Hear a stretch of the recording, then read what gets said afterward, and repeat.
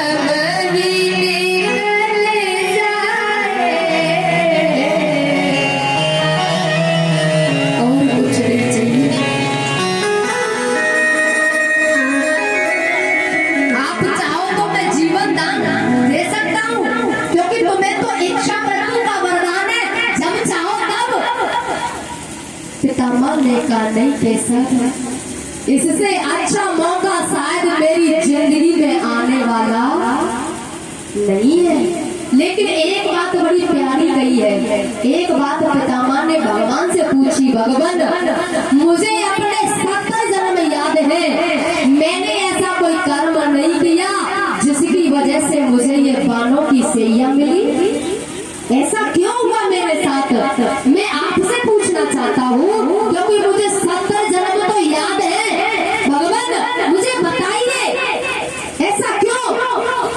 भगवान ने कहा पितामह 71वें जन्म में देखो, उस जन्म में देखा कोई पाप नहीं मिला, और देखो तब 72वें जन्म में देखा कि पितामह एक राजा है,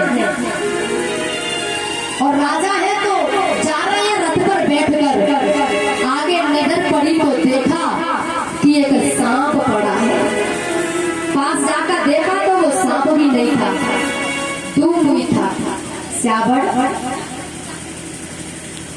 तो कहते हैं कि कभी कभी धर्म करते करते अधर्म भी हो जाता है, ध्यान रखना भैया, कभी कभी धर्म करते करते अधर्म भी हो जाता है। जैसे देखा अब उसे उठाया, बोले रथ के पहिए के नीचे आएगी तो मर जाएगी, उसे उठाया, अब ध्यान नहीं दिया कि फेंकू किस और उस जगह पर है क्या, उसे फेंका, ऐसी जगह फेंका कि वो कांटों में जाके फंस गई।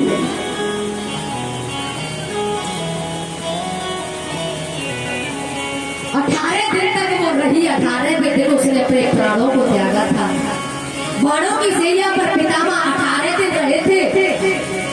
बोले ये तुम्हारा कर्म था, और कहते हैं कर्म प्रधान विश्व करि राखा, जो जस करे ही सो तस फल चाखा।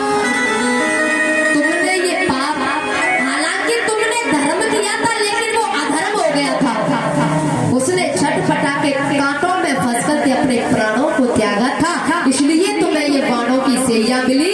18 दिन तक तुम इसमें रहे। तो पितामह कहते हैं बस भगवान मैं समझ गया, क्योंकि कर्मों की गति कभी टाली नहीं जाती, चाहे मानव हो चाहे ईश्वर हो, परिक्रम की गति टाले न टले।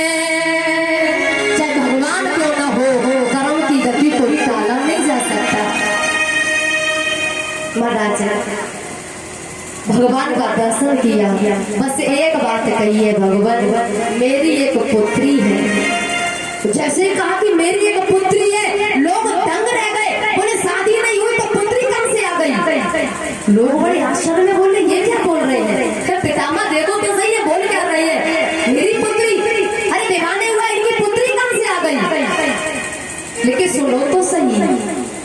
भगवान मेरी एक पुत्री है और आपसे हाथ जोड़ के विनती है उस पुत्री को अपने शरणों अपनी शरण में रखें। भगवान तो समझ रहे थे लेकिन पूछा, फिर भी पूछा, आपकी पुत्री कौन है? तब पितामह ने कहा, मेरी बुद्धि जो है ना वो मेरी पुत्री है, क्योंकि इस पुत्री ने कभी कभी पहले निर्णय थोड़े गलत लिए थे। हालांकि पितामह ने कुछ निर्णय बहुत अच्छे लिए थे। चक्रव्यूह में जब अभिमन्यु गया था ना, तो पितामह ने एक बात कही थी कि चक्रव्यूह में अभिमन्यु आ रहा है तो एक योद्धा युद्ध कर सकता है। लेकिन वहां इन लोगों ने छल किया था। योद्धा एक को लड़ रहा था लेकिन वहां सब एकत्रित होकर के इन्होंने युद्ध किया था और छल से अभिमन्यु को मार दिया था।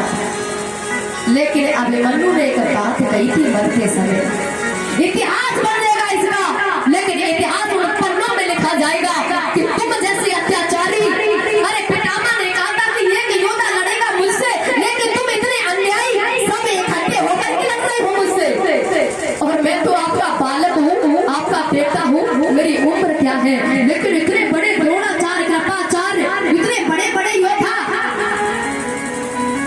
लेकिन एक बात यहाँ बड़ी बात कहने जा रही हूँ, ध्यान से सुनना भैया। अभिमन्यु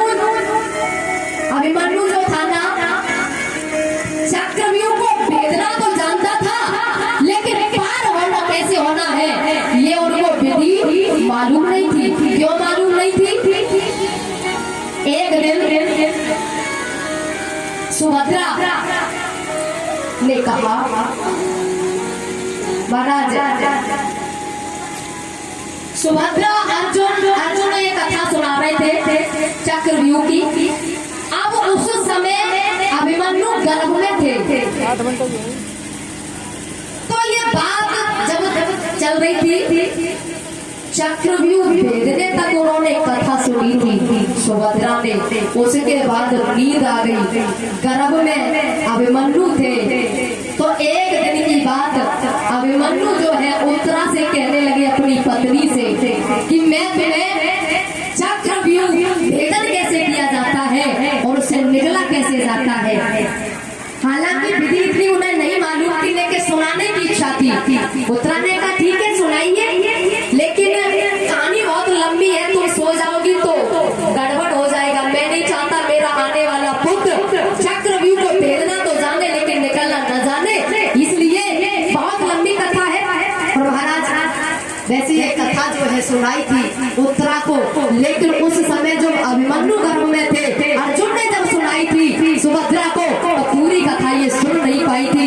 ये भेदने तक कथा सुनी इन्होंने, उसके बाद इन्होंने कैसे निकलना है वो कथा सुनी नहीं थी। इसलिए भेदना तो ये जानते थे, लेकिन चक्रव्यूह का निकलना कैसे है ये विधि को मालूम नहीं थी, इसलिए ये चक्रव्यूह में मारे गए थे। हालांकि अगर मालूम होता तो निकल सकते थे, लेकिन मैया से मेरी एक प्रार्थना है, गर्भ में जब बालक हो अच्छी बातें अच्छी सीख देना, क्योंकि तुम जैसे संस्कार डालोगी उसके ऊपर वही संस्कार, तुम जैसे विचार लाओगी, जैसी कथा यानी जैसे तुम दृश्य देखोगी उस पर वही असर होगा। इतनी बड़ी बात है कि चक्रव्यूह भेदना आता था लेकिन निकलना नहीं आता था, बहुत बड़ी बात है। और ये गर्भ में ही सीखा था अभिमन्यु ने। और महाराज महाभारत की कथा भी हमें बहुत कुछ देती है, लेकिन इतना कहना चाहूंगी, जीत हमेशा धर्म की होती है, सत्य की होती है, जीत हमेशा न्याय की होती है।